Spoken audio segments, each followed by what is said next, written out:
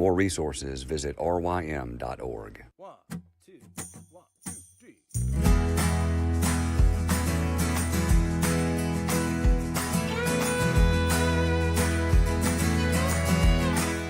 The Local Youth Worker is a daily podcast that's centered on 5 questions each week. Ranging from the practical to the professional, we're looking for answers to the questions you're asking. Whether you're in full-time, part-time, or even volunteer youth ministry, this podcast is for you.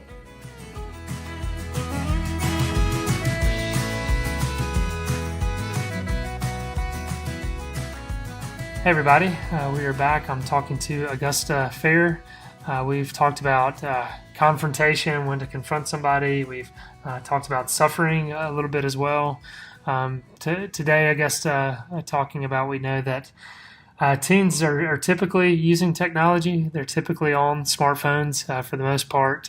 And so the scenario is a student coming up to you saying, look, I'm really struggling with my technology use. I'm on it all the time. I'm binge watching on Netflix. I'm scrolling through social media all the time, and I want to stop. How do I stop? And so let's just say you have a student that comes up and asks you this, and they say, okay, I'm trying to stop. I realize there's a problem. I'm on it, but I just can't stop. And so where do you begin in telling a student that comes up with this scenario? I mean, I think, you got to look at it. I mean, in my life, you got to look at it this way. In a student's life, you've got to see it this way, that this is like an addiction. I mean, the social media thing, it's, or whatever it is, technology, like, and you got to treat it like an addiction. Because if not, you're just not going to stop. But, and so I think that there's things that you do, like practically, and I think there's things you've got to do with your heart. Because just like I said, with any addiction, you can't stop the behavior without looking at the root of what's going on. And so I would say that you kind of look to why you're on it all the time first, to just get to the root of it. And it's like, I think maybe that the likes are like heroin. I've got on Instagram, I've got to have connection with people constantly. People like my stuff, or it's easier for me to comment and be fun on Instagram than it is in real life. So that's kind of where I'm getting this alternate reality fix. And I think you've got to look at that approval and say, like, I know that God approves of me, and so I don't need this social media alternate universe approval. Just like in their normal lives. But I think you have to just keep coming back to the heart of the issue. Yeah, I think that's good for sure. And I know sometimes people, they push back on the language of addiction, but I think we've come to a point where hopefully for the most part, we can all see that language is not too strong. That of course there are, behavioral addictions, and there are chemical addictions, and so there's going to be a spectrum for sure. But I know that there are so much research that's just showing, okay, it's not too strong to label the ways in which teenagers are using their smartphone devices, that they indeed are addicted. That we know that as parents have given testimony to, that if they remove a smartphone from their child, that's like removing a bottle from them. And so there's that. They have the withdrawal symptoms, and so like you said, kind of getting down to the heart. And I think it's good to use that language with students to help them to see it. It's something that they're utterly dependent upon. And I know that Ed Welch is one who says that an addiction is ultimately a worship disorder. And so kind of thinking about it in theological terms, there is, this idolatry that's taking place, and the student is worshiping, like you said, the likes, or, social media, or just picking up their smartphone, pulling it out of their pocket, pulling it out of their purse. And so you were talking about, dealing with the heart, but then some practical things as well. Can you talk to us about some of those thoughts? Yeah, absolutely. So, just being straight up about my experience, I think that you and I actually, talked about this last time we saw each other. You mentioned it, that maybe deleting some of the apps from your phone, or recognizing that you kind of wanted to take a Sabbath from social media. And I noticed, I deleted Instagram from my phone recently, and I noticed that I keep going back to where it was to try to click on it. just without even thinking. And I didn't grow up around phones the way that some of the students have. I didn't really get an iPhone until college, but I just see that in me, and I'm just like, wow, Augusta, like you gotta, you gotta do this. I've got to treat it like this is a problem before I'll delete it from my phone and take it seriously, because I just keep doing it in the meantime. But I think it's practical things, like, is it downstairs at night? And I've heard people that are like, oh man, I need it for my clock. I'm like, just get an alarm clock, right? Like, Yeah. and they still make them, I think, maybe. Yeah.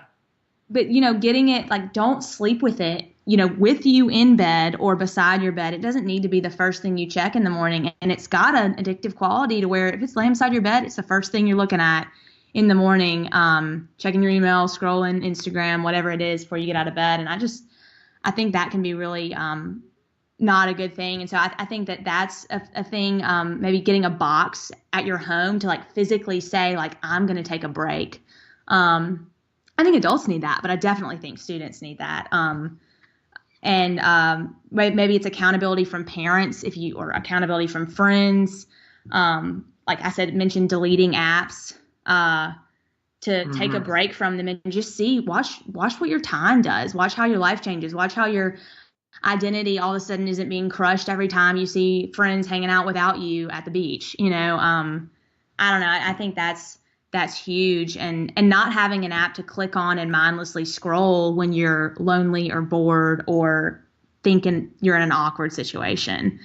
I don't know. Those are just some things that I think I need in my life. So yeah, I've been in my life. No, I think you're exactly right. I mean, I know every adult realizes, okay, this is an issue for them. I mean, we're much older than these students, and we're struggling in these ways. And I echo everything you said. Of just there have been those moments where I'm just spending way too much time scrolling through social media and just wasting time and just looking at it and even realizing, John, why are you doing this? It's like I just am into it. And so I've definitely taken a lot of measures to really just be off social media for a while, and deleted apps and tried to set up some boundaries in my own life. But if we as adults are talking about this, how much more teenagers?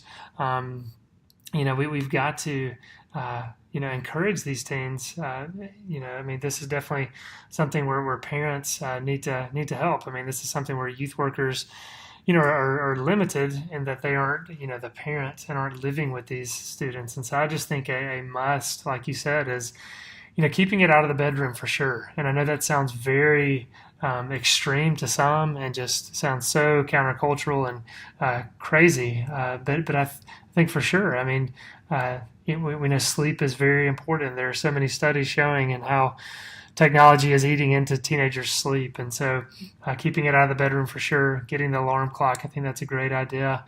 But yeah, there's definitely some measures that need to be, some practical boundaries that need to be put in place. So that's good. Anything else you want to add to that?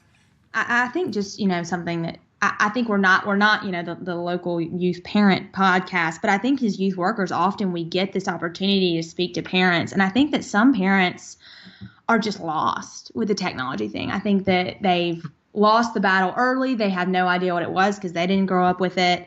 And I think it's just something that, could be not necessarily our responsibility, but we can be a voice in their lives of just like, hey, this is a big deal. And like, you need to think about it. And especially for, if we've got 5th, 6th graders coming up, I don't know what age a lot of people are getting phones, but I think it's that early for some people.